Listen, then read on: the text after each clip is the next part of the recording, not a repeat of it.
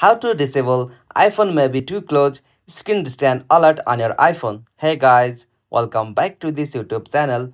Today I will show you that how can you disable iPhone may be too close screen distance alert on your iPhone. So let's get started. On this process, at first you'll have to open the settings on your iPhone.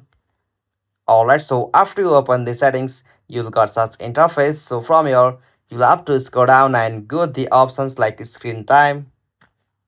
Alright, so from the screen time section, you'll have to scroll down and go the options like screen distance.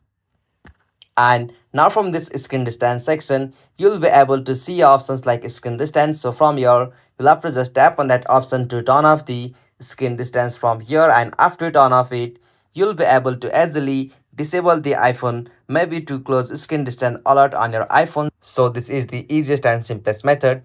Hope you found this video helpful to you, and please don't forget to subscribe our YouTube channel for more quick and short tutorial like this. Thank you for watching this video. Have a nice day.